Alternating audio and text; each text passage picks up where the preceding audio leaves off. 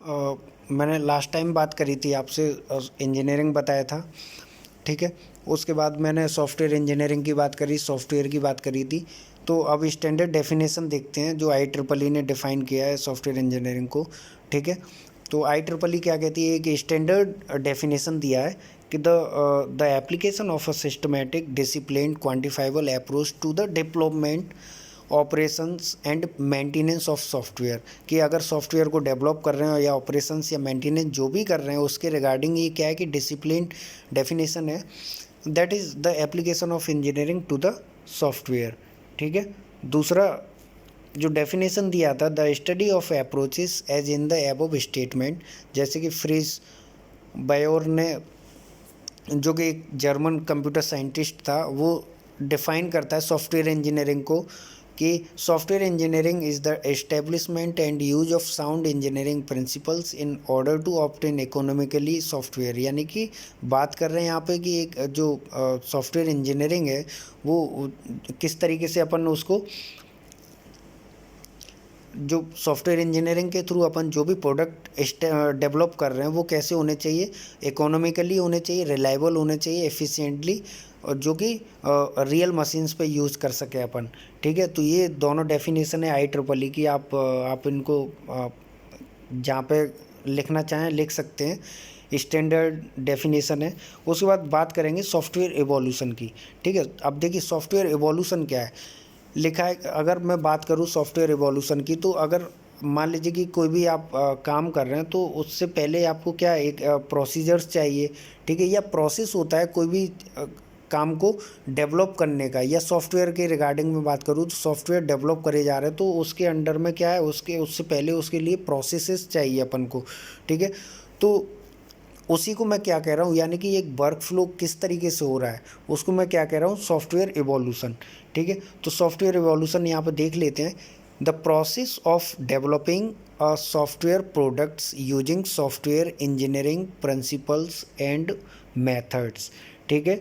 तो जो डेवलपिंग जो सॉफ्टवेयर प्रोडक्ट्स हैं, अगर मैं उनको डेवलप कर रहा हूँ, ठीक है, उसके प्रोसेस को अपन क्या कह रहे हैं, सॉफ्टवेयर इवोल्यूशन। कि जो डेवलप करे जा रहे हैं उसके लिए एक पर्टिकुलर प्रोसेस होता है। अपन ऐसे नहीं कि मैं डायरेक्ट मैं बोल दूं कि आपको एक सॉफ्टवेयर प्रोडक्ट डेवलप करना है तो आप तुरंत से बना दें। जैसे अभी मैंने बताया था आपको कि जो सॉफ्टवेयर प्रोडक्ट्स होते हैं, सॉफ्टवेयर प्रोडक्ट हैं, तो सॉफ्टवेयर प्रोडक्ट आप कैसे डेवलप करना चाह रहे हैं, सबसे पहले आपको रिक्वायरमेंट एनालिसिस करनी पड़ेगी, है ना। उसके बाद डिज़ाइन करना पड़ेगा, डिज़ाइन करने के बाद आप क्या करेंगे, उसको उसका मतलब कोडिंग करेंगे, टेस्टिंग करेंगे, देन डिप्लॉय करेंगे, मेंटेनेंस करेंगे। तो वही चीज़ है कि इवोल्यूशन अपन कैसे कर रहे हैं कि एक प्रोसेस है आप सॉफ्टवेयर प्रोडक्ट को डेवलप करने का, using software engineering principles and methods, ठीक है। तो इसको मैं बोल रहा हूँ सॉफ्टवेयर इवोल्यूशन। आगे लिखा है कि this includes the initial development of software and it's maintenance and updates, ठीक है, till desired software product is develop, ठीक है। जब तक सॉफ्टवेयर जो प्रोडक्ट्स हैं वो मतलब डेवलप नहीं हो जाएंगे तब तक अपन ये सारे के सारे प्रोसेस को या फेजेस को अपन एवोल्यूशन बोलेंगे। उसके बाद लिखा है कि evolution starts from the requirement gathering processes, ठीक है। तो ये एवोल्यूशन की अगर बात करें तो एवोल्यूशन बेसिकली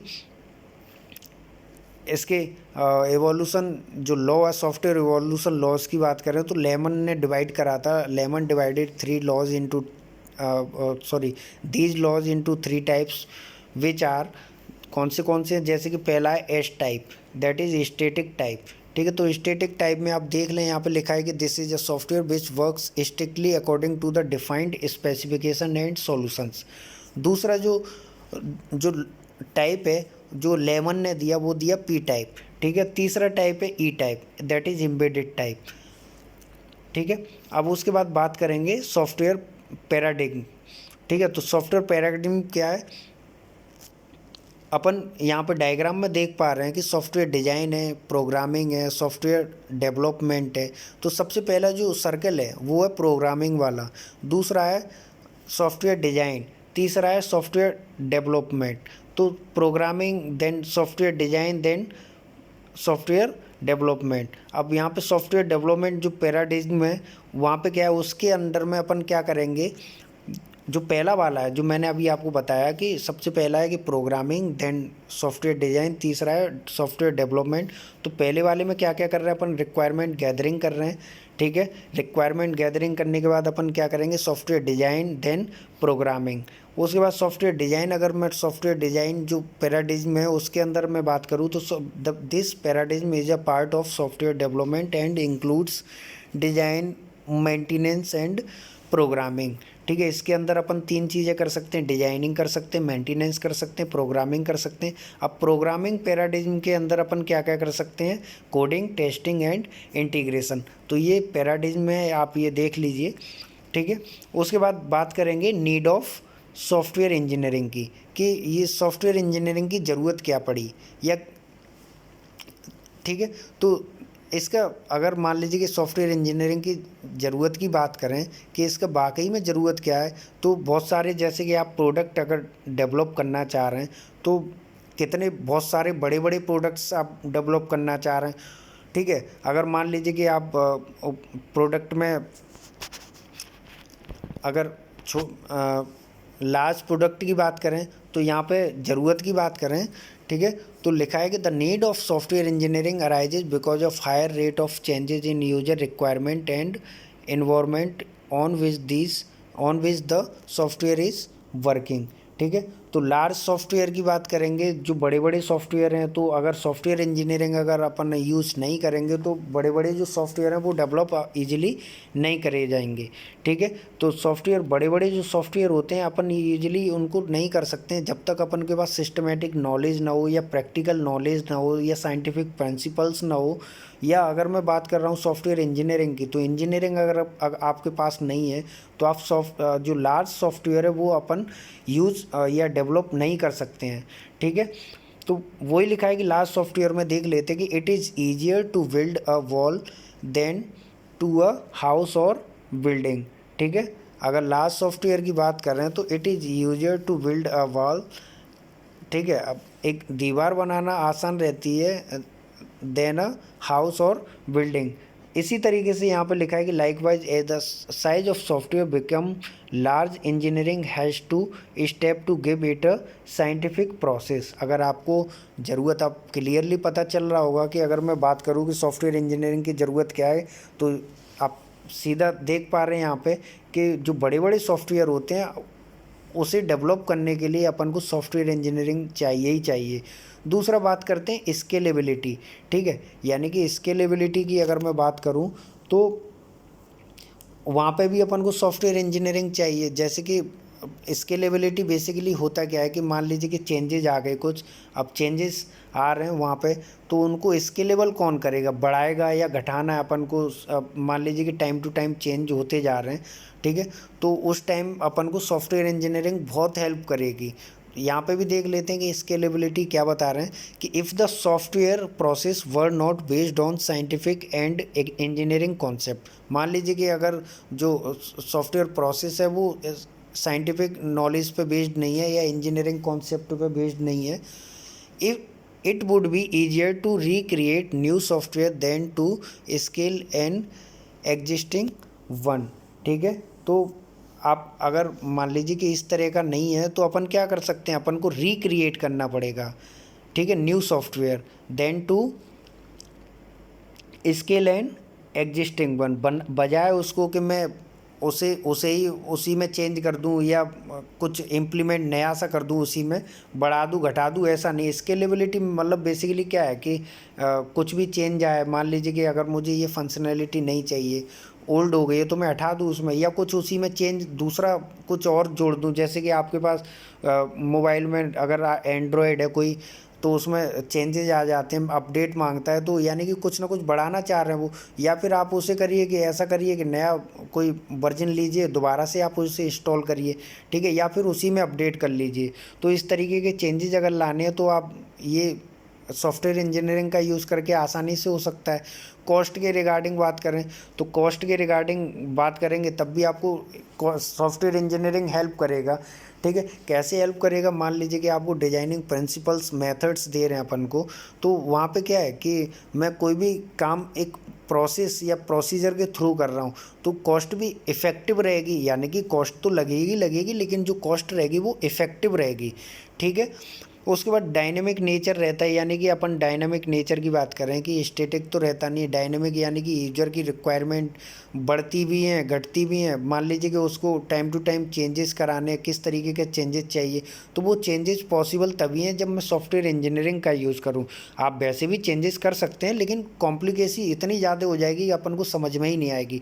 ठीक है, तो डायनेमिक नेचर जब भी अपन बात करेंगे, जैसे कि लिखा भी है, the always growing and adopting nature of software hugely depends upon the environment in which user work.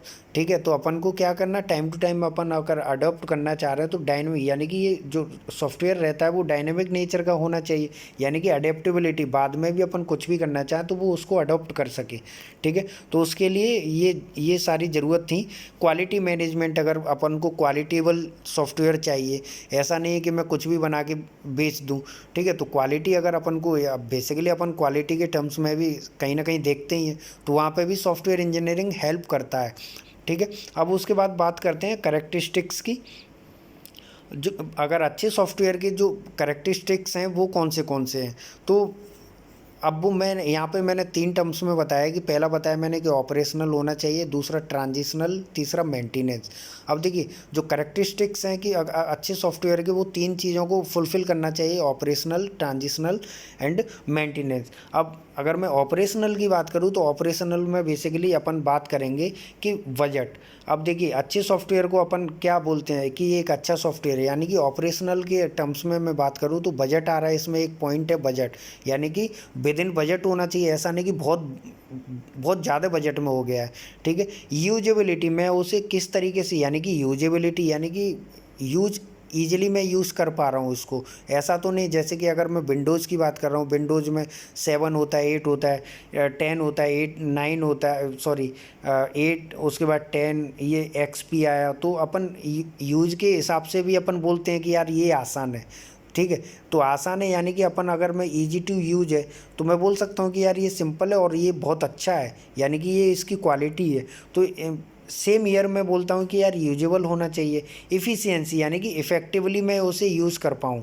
ठीक है, इफ़ेक्टिवली यानी कि इफ़िशियंसी आपको दे, ऐसा नहीं है कि बहुत ज़्यादा इफ़िशियंसी, मतलब कि मान लीजिए कि ऐसे बोलते नहीं अपन कि मोबाइल ले लें, मोबाइल यार कि या तो ये तो हैंग हो रहा है, तो इस तरीके का नहीं होना चाहिए। जब हैंग होता है ऑब्वियसली बहुत देर में काम करेगा। अपन मोबाइल 4 GB, पहले 1 GB में काम चल जाता था रैम, फिर 2 GB आया, 4 GB आया, 6 GB, 8 GB, 10 GB, जो भी है। तो अपन क्या करते हैं कि इफ़ेक्टिवली काम करवाना है आपको, तो वो भी होना चाहिए उसमें, ऐसा नहीं कि बहुत ज़्यादा टाइम कंज्यूमिंग है। तो इफ़िशियंसी के टर्म्स में भी मैं बोल सकता हूँ कि यार ये क्वालिटी अच्छा सॉफ्टवेयर है। करेक्टनेस यानी कि ऐसा नहीं है कि गलत रिजल्ट प्रोड्यूस करे, अपन को करेक्ट रिजल्ट अगर देना चाहिए, अगर करेक्ट रिजल्ट दे रहा है तो मैं बोल सकता हूँ कि यार ये इफेक्टिव है, यानी कि अच्छा सॉफ्टवेयर है। ठीक है, फंक्शनैलिटी उसकी प्रॉपर होना चाहिए, ऐसा नहीं कि कुछ भी, अगर मुझे कुछ चाहिए और वो कुछ दे रहा है। एक तो करेक्टनेस होता है, एक होता है फंक्शनैलिटी, उसकी प्रॉपर फंक्शनिंग होनी चाहिए। ठीक है, डिपेंडेबिलिटी होता है, डिपेंडेबिलिटी, उसके बाद सिक्योरिटी, सिक्योर होना चाहिए, ऐसा नहीं जैसे कि अगर मैं सॉफ्टवेयर की बात कर रहा हूँ तो सॉफ्टवेयर या एप्लीकेशन, फेसबुक एक एप्लीकेशन है, एक सॉफ्टवेयर भी है। ठीक है, तो ये एक सिक्योर होना चाहिए, ऐसा नहीं कि कोई भी हैक कर ले उसको, या कोई भी मेरे डेटा को वहाँ से मतलब चुरा ले। ठीक है, सेफ्टी होना चाहिए। ठीक है, तो ये सारी की सारी ये पॉइंट जो मैंने डिस्कस करे आपसे, ये मैंने पॉइंट डिस्कस करे ऑपरेशनल में, यानी कि मैं जब मैं मतलब जो कस्टमर है वो कस्टमर बताएगा कि ये एक अच्छा सॉफ्टवेयर है। ठीक है, उसके बाद है ट्रांजिशनल। अब उनका जो इंटरनली अगर मैं कैसे, ये तो मैंने बताया कि आपको बाहर से मैं बता सकता हूँ कि ऑपरेशनल यानी कि एक कस्टमर इनको बता सकेगा कि वो यूज़ कर रहा है। ठीक है, अगर मैं ट्रांजिशनल की बात करूँ, इंटरनली अगर मैं बात करूँ कि किस तरीके से अंदर फंक्शनिंग हो रही है, तो वो अपन देखेंगे पोर्टेबिलिटी, यानी कि मैं एक सॉफ्टवेयर है विंडोज़ पे काम कर रहा है, दूसरा वो मान लीजिए कि लाइनक्स पे मुझे काम करवाना है, तो वो कर पाएगा कि नहीं कर पाएगा? पता लगा कि वो लाइनक्स पे तो इंस्टॉल ही नहीं हो पा रहा है। या मान लीजिए कि ऐसे अभी भी आपका आईफ़ोन है और उसके बाद एक एंड्रॉयड होता है। एंड्रॉयड के बहुत सारे सॉफ्टवेयर ऐसे होते हैं जो आईफ़ोन पे काम नहीं करते हैं, तो मैं उनको नहीं बोल सकता हूँ कि ये अच्छे सॉफ्टवेयर हैं या क्वालिटी इनकी अच्छी है, ठीक है। या फिर आईफ़ोन के बहुत सारे सॉफ्टवेयर है वो सपोर्ट नहीं कर रहे, तो यानी कि सपोर्टिव होना चाहिए, यानी कि पोर्टेबल सॉफ्टवेयर होना चाहिए। जैसे कि अगर मैं पोर्टेबल को सिंपल वर्ड्स में बोलूँ तो पोर्टेबिलिटी क्या होती है? कंप्यूटर थे वो पोर्टेबल नहीं थे, one place to another place में मूव नहीं करा सकता हूँ। लैपटॉप थे पोर्टेबल हैं, यानी कि एक जगह से मैं दूसरी जगह ले जा सकता हूँ, तो यानी कि ये क्या है, एक क्वालिटी है। तो सिमिलरली मैं अगर मैं सॉफ्टवेयर के टर्म्स में बोलूँ तो अपन क्या होना चाहिए, जो सॉफ्टवेयर है या सॉफ्टवेयर प्रोडक्ट्स हैं वो पोर्टेबल होना चाहिए या पोर्टेबिलिटी को फुलफ़िल करना चाहिए, ठीक है। उसके बाद है इंटर ऑपरेटेबिलिटी, यानी कि ये क्या है कि अगर ये दो मॉड्यूल्स हैं आपस में इंटरेक्ट कर पा रहे हैं कि नहीं कर पा रहे हैं, ठीक है। अगर उनकी फंक्शनिंग अगर प्रॉपर हो रही है कि नहीं हो रही है, तो ये चीज़ भी होना चाहिए, प्रॉपर होना चाहिए। रीयूजेबिलिटी की अगर मैं बात करूँ, रीयूजेबिलिटी क्या होती है कि मैं उनके जो प्रोडक्ट्स हैं या जो मॉड्यूल हैं मैं उसको रीयूज़ कर पा रहा हूँ कि नहीं कर पा रहा हूँ। एक बार मान लीजिए कि अगर एक कोई मॉड्यूल काम नहीं कर पा रहा है ये, तो मैंने उसमें चेंज किया, तो वो चेंजेस वहाँ पे हो पाएंगे कि नहीं हो पाएंगे? ऐसा नहीं कि एक बार ख़राब हुआ और वो फेंक दिया मैंने, ठीक है। तो उसके मॉड्यूल्स इंटरनली काम कर पाएंगे कि नहीं कर पाएंगे, या फिर मैं उनको रीयूज़ कर पाऊँगा कि नहीं कर पाऊँगा, ठीक है। तो ये सब होना चाहिए। अडेप्टेबिलिटी, यानी कि किसी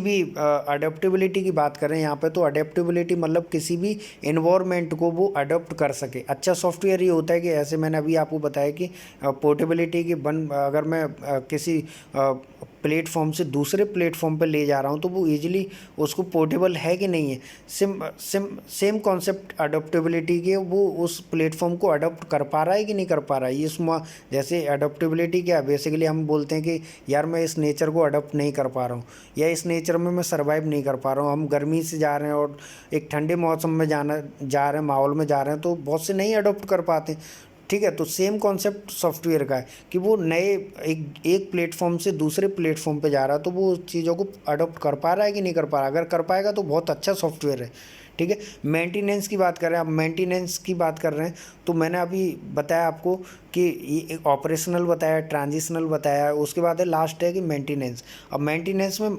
मॉड्यूलरिटी, ठीक है। अब लिखा भी है कि this aspect briefs about how well a software has the capabilities to maintain itself in the ever changing environment, यानी कि मॉड्यूलरिटी। मेंटेनेंस यानी कि अगर कोई एक बार सॉफ्टवेयर बन गया उसके बाद मैं क्या कर रहा हूँ कि वो उसमें चेंजेज आएंगे ही आएंगे, ठीक है। यानी कि वो ख़राब होगा एक टाइम बाद, या फिर उसको प्रॉपर मतलब एक बार अपडेट करना पड़ेगा मुझे। जैसे कि बाइक है, बाइक की बात कर रहे हैं अपन, तो बाइक में कुछ टाइम बाद चेंज करना पड़ता है, यानी कि ख़राब हो गई या कुछ रिपेयरिंग कराना है या मेंटेनेंस कराना है उसका, तो सॉफ्टवेयर का भी सेम कॉन्सेप्ट होता है। उसमें यूज़र को जब कस्टमर को लगता है कि नहीं अब ये पूरी तरह से काम नहीं कर पा रहा है, ये सिक्योर नहीं है, या फिर और कुछ इसमें और चीज़ें हमको मॉड्यूल मतलब ऐड करनी है, तो वो मेंटेनेंस के अंदर आती हैं। मेंटेनेंस यानी कि अपडेट्स करवाना है, तो ये मॉड्यूलरिटी भी उसी में आएगी, ठीक है। उसके बाद मेंटेनेबिलिटी, यानी कि प्रोडक्ट जो आपका सॉफ्टवेयर है वो मेंटेनेबल होना चाहिए, यानी कि ऐसा नहीं है कि एक बार मैंने सॉफ्टवेयर बनवाया उसके बाद 2 करोड़ लगा, 2 करोड़ लगाने के बाद वो ख़त्म हो गया, 5 साल यूज में आया उसके बाद ख़त्म हो गया। तो ऐसा नहीं कि जब तक सॉफ्टवेयर मेंटेनेबल नहीं होगा तब तक वो अच्छा सॉफ्टवेयर नहीं है, ठीक है। तो सॉफ्टवेयर मेंटेनेबल होना चाहिए, यानी कि उसमें अपडेट करूँ मैं, ईजिली अपडेट हो सकें उसमें, तो मैं बोलूँगा कि ये अच्छा सॉफ्टवेयर है। फ्लेक्सिबिलिटी, यानी कि फ्लेक्सिबिलिटी भी होनी चाहिए उसमें, उसके जो भी उसके मॉड्यूल्स हैं वो फ्लेक्सिबल होना चाहिए, मतलब ईजिली मैं उनको यूज़ कर सकूं या रीयूज़ कर सकूं उनको। स्केलेबिलिटी, यानी कि जो सॉफ्टवेयर है उसमें अगर कुछ चेंजेज आ रहे हैं बाहर से, एक्सटर्नल चेंजेज आ गए उसमें, तो मैं उनको चेंज कर पा रहा हूँ ईजिली, या इंटरनल चेंजेस मुझे ज़रूरत है तो मैं कर पा रहा हूँ, तो मैं बोल सकता हूँ ये सारे के सारे चेंजेज अगर मैं कर पा रहा हूँ, इस तरह का अगर बात कर रहे हैं, अगर ये सारे पॉइंट या ये चीज़ें फुलफ़िल होती हैं एक सॉफ्टवेयर में, या मानता है सॉफ्टवेयर करता है, तो मैं बोलता हूँ कि ये सॉफ्टवेयर बहुत अच्छा सॉफ्टवेयर है और यही क्वालिटीज़ है। ठीक है, तो आज हमने देखा, डेफिनेशन देखी, पैराडाइज्म देखा, उसके बाद एवोल्यूशन देखा, मैंने सॉफ्टवेयर प्रोडक्ट की बात करी। तो ये सॉफ्टवेयर जो ओवरव्यू है इसका या डेफिनेशन है, ये आज ख़त्म करते हैं। Thank you.